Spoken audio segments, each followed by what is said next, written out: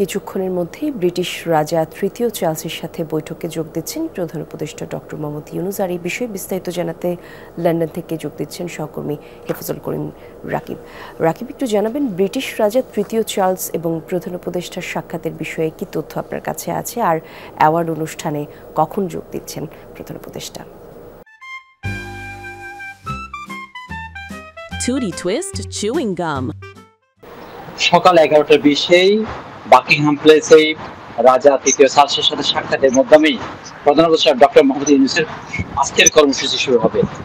শুরুতেই 11:20-এই বাকিংহাম প্লেসে আপনার সাক্ষাৎ হচ্ছে তৃতীয় রাজা চার্লসের সঙ্গেই, এবং সেটা নিয়ে বাংলাদেশ বিষয়ে নানা কথাবার্তা হবে। আপনারা জানেন গত এক সপ্তাহ আগেই রাজা তৃতীয় চার্লস পূর্ব লন্ডনে ব্রিক লেনে এসেছিলেন। সেখানে কিন্তু একজন জিজ্ঞেস করছিলেন রাজাকে যে ডক্টর ইউনূস সম্পর্কে। সেখানে কিন্তু রাজা বলছিলেন আমি ডক্টর ইউনূসের জন্য ওয়েট করতেছি, কখন তাকে আমি হারমোনি অ্যাওয়ার্ডটা তার হাতে তুলে দেবো, এবং বাংলাদেশ বিশেষে তখন কথা বলছিলেন রাজা তৃতীয় চার্লস।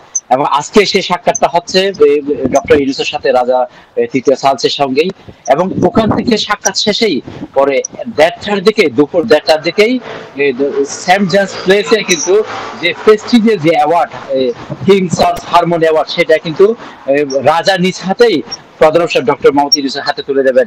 সেটার জন্য সবাই অপেক্ষা করতেছে কখন সেই অ্যাওয়ার্ডটা পাবে। সেটা হচ্ছে এই দেশে দুপুর 1:30টায় সেটা তুলে দেওয়া হবে, এবং সেটার পরেই কিন্তু হাউস অফ কমন্সে যাবে। হাউস অফ কমন্সে যে লিন্ডসে হোলের সাথেই স্পিকার, হাউস অফ কমন্সের স্পিকারের সাথে কিন্তু ব্রিটিশ পার্লামেন্টে ওখানে একটা বৈঠক হবে প্রধান উপদেষ্টার সাথে। সেটা আছে 3:30টার দিকে। সেই বৈঠকে কিন্তু অনেকগুলো বিষয়ে কথা উঠে আসবে, পাচার হওয়া থেকে টাকা শুরু করেই, এবং জলবায়ু পরিবর্তন, রোহিঙ্গা ইস্যু সহ নানা বিষয়ে কথাবার্তা সেখানে কিন্তু উঠবে। এবং পাশাপাশি এরপর হচ্ছে যে মিট এন্ড গ্রিট যে একটা অনুষ্ঠান, যেটা হচ্ছে যে প্রবাসী বাংলাদেশি, ব্রিটিশ বাংলাদেশি যারা বাংলাদেশের সাথে বিভিন্ন সময় এক্সপোর্ট ইম্পোর্ট সহ নানা ভাবে জড়িত, বাংলাদেশের সাথে বিজনেসের সাথে, এবং এখানে যদি কমিউনিটি নেতা তাদের সাথে একটা মত বিনিময় সভা হবে একটা হোটেলেই।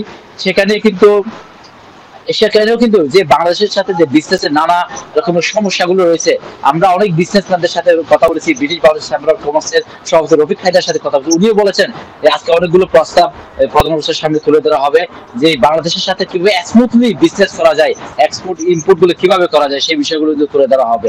এরপরে কিন্তু আরেকটা মিটিং রয়েছে 6:30টার দিকেই। আজকেও সারাদিন প্রধান উপদেষ্টা কিন্তু ব্যস্ত থাকবেন। এই সকাল তার কর্মসূচি শুরু হবে রাজা তৃতীয় চার্লসের। জি, অনেক ধন্যবাদ আপনাকে রাকিব।